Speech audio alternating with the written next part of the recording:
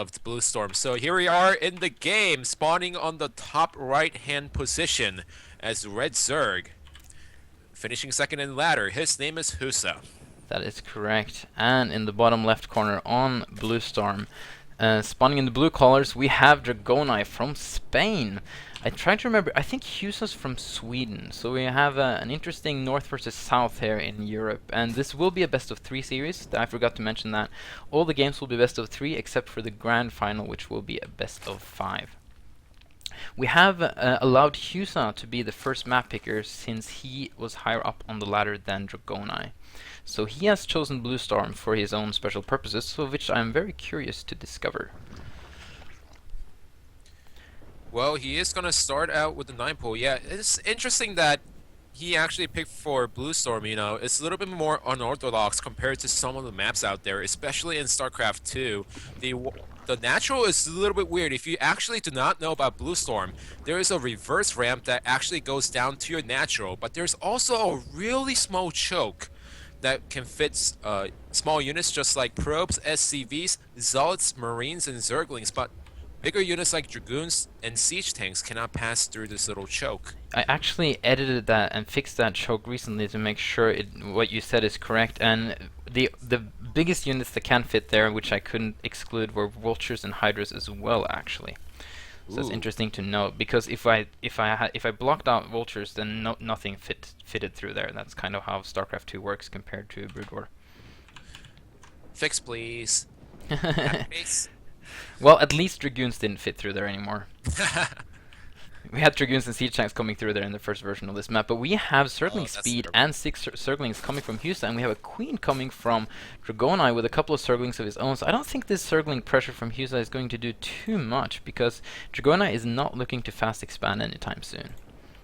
It's just I mean, going back to Brood War, it's just the difference between opening up with the 9 pole and then opening up with the overpull / 12 pole. The 9 pole, yes, you're going to have some Zerglings out. You can harass around a little bit, but your opponent's going to have enough Zerglings, so speed's going to hit at a reasonable time, so he can defend against the attack easily. It's kind of, in ZVC, it's kind of who can get the spawning pool out latest without it being too late. Like, because if you commit to a spawning pool too early and your opponent gets his spawning pool up in time, you just wasted a lot of resources. So right now, Dragonei is kind of ahead in that regard, and he is 1 drone ahead as well in as a result of that. But he's coming into a line in a much better concave for Heusa, so he does not want to attack this. I think they are at the same amount of Zerglings right now. Yeah, in fact, I don't think Dragonei should have stayed outside, because his opponent, Heusa, does have the speed finish a little bit, so he needs to stay on creep. And a lot of Koreans, when they went back to back in Brood War, it was rock, paper, scissors between 9 pole, 12 and hatchery first. That's what we're seeing in Starbow as the Zergling heavy play, earlier stages of the game. It's really Zergling but also thin. And we see Baneling Nest coming out of both of them almost at the same time, but Heusa is the aggressive one, but I think Dragonei should be just fine against this. The Banelings might be able to have some connections before Dragonei's Banelings hit, though. Oh, and gets the Queen really easily there. The Banelings are going to try to go. But these Banelings...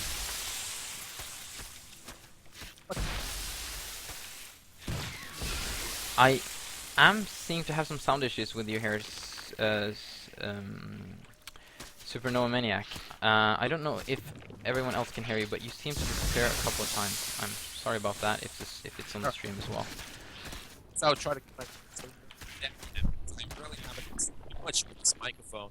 But another problem with Dragonei in that battle, why? He's gonna have some Zerglings.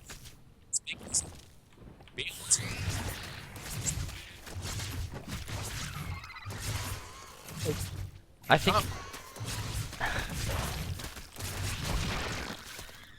So at least Dragonei is going to hold this, but he has lost a lot of workers compared to Heusa, and Heusa is ahead now. Supernova Maniac, I could barely hear you at all right now. I'm not quite sure why, and I don't know if the stream can hear you. So I'm just going to be solo casting it for a little bit, and we'll check up on the stream after this game. If that's okay, because I'm not sure if they can hear us both or if they can just hear me.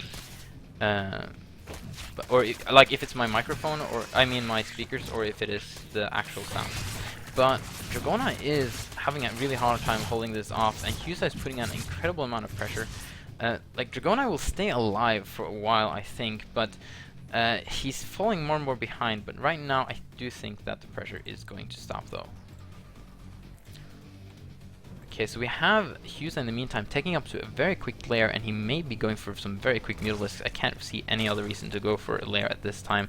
Just making just enough banelings and zerglings to make sure he can get this lair up safely, and if he can get the lair and spire up safely without, you know, Dragonei even getting his spire up, this game should be over very soon. Supernova Maniac, can you try and say something again? Alright, well, I'll try speaking right now. So yeah, going for lair is perfect at this point. There's no way that Heusa can actually die to a counter-attack from Dragonei. And just going up to the Mutalisk right now, there's no way that Dragonei can actually defend against the Muta. So all he has to do right now is pressure, but do not lose all of his...